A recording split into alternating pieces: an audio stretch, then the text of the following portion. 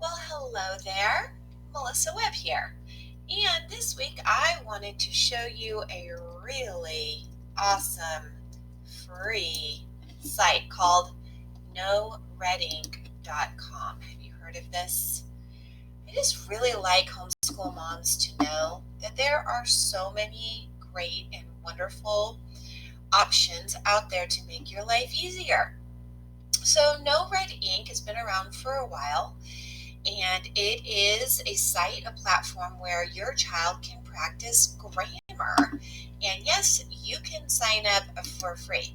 And they do have a writing program as well. I've not used their writing program because I create writing programs.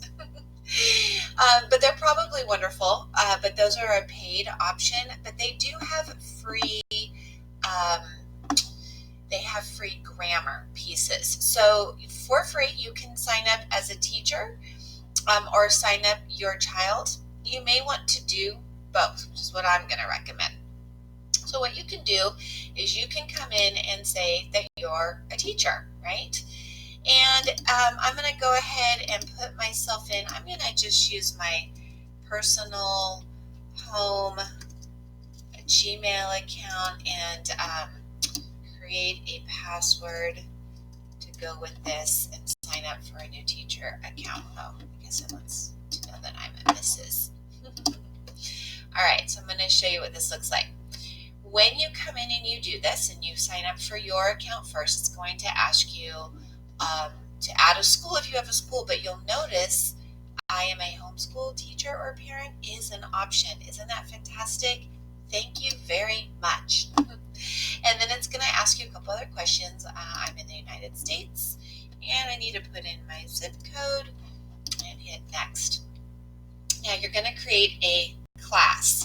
So you can create your class whatever you want to call it. Mom's class. And if you have a third grader and you have a sixth grader, you can put both of the grade levels in there, create your class. Okay? And then done for now. Now here I have a class started, right? And this is super. It's going to actually have a walkthrough demonstration for you, which I highly recommend you take the time to go through because it's going to talk about the different things that No Writing offers, like all of these things, reinforcing the learning with practice and assessment, and building stronger writers. Like I said, it has a writer's component.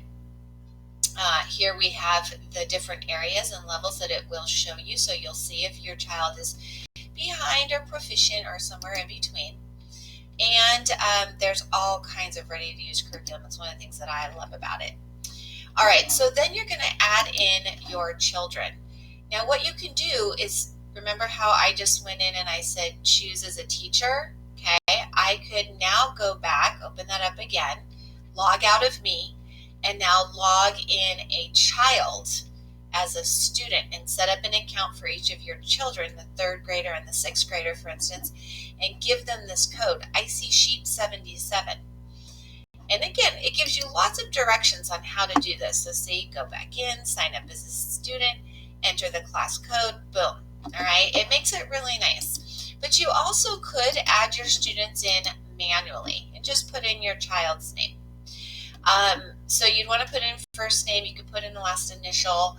Be sure to say if this child is a girl or a boy. They give you the option to decline to state, but you really do want to put these in because each child's going to have to create a profile that's going to personalize the grammar practice, which makes it so much fun. All right, so you're going to want to do that, and then you're going to be able to, once you have your students and children in there, you're going to be able to create a diagnostic, which I always start with a diagnostic. And these are, they have ones that are pre-made, but you can absolutely create your own. This is one that's just automatically created, and you can see right here the different things that it's going to check. Now, you can change some of these, like you could take this off and say, oh gosh, no, I really know that my child's strong in identifying the difference between subjects and verbs. So you could take that off, and you'll see down here, it'll say, okay, now it could take students anywhere between 30 minutes to an hour to complete that. But if you're also thinking, yeah, no, and they really do know their parts of the speech, see how it's changing? If you're still like, that's still a really long quiz, you can change the number of questions. All right, isn't this great? I love this. I absolutely love this. So I have my other account open. So let's see where that is. Yeah, let me go here. I'm going to go to my teacher dashboard just because I want to show you something. So you can see how I use it. I have it broken into 2 different grade levels because I teach students that are both 3rd through 5th, upper elementary, and 6th through 8th, which would be middle school level. But what's really great, and this is the other thing that I wanted to show you, is once you do create this diagnostic, and so let's say I'm going to assign this to this group of students. I'm going to hit assign because my students really will be doing this. I want to show you, this is really kind of cool. You can preview what the student will see. Yeah, isn't this awesome? So when you click Let's Go, it'll show you what these look like. So here you're going to have directions. Fix the adjective error if one exists. The tourists thought that Rachel Green's farewell seemed most abrupt than usual. So right away you'd be most abrupt. That seems weird. We wouldn't do most abrupt. And all it wants us to do is to change this. So we would say seemed more abrupt than usual. And then you would submit your answer. Now, right now, it's not going to give me feedback. When you're doing the practice, it gives immediate feedback. But for these, you'd have to go through all 60 questions before it would actually give you the diagnostic results. But what's great about that is you're really going to see your child's strengths and weaknesses. Okay, and that's how you use No Red Ink. It's fabulous, and I'm so serious. You will love it. It's a lot more fun than many of the grammar books that kids like roll their eyes like, I don't want to do grammar practice. But the other thing that I have to say, let me go back to the dashboard here, and it will keep track of things. You know, obviously there's no student data or anything right now, but it will keep track and it will keep a list of mastery for your children. Really awesome stuff, my friends.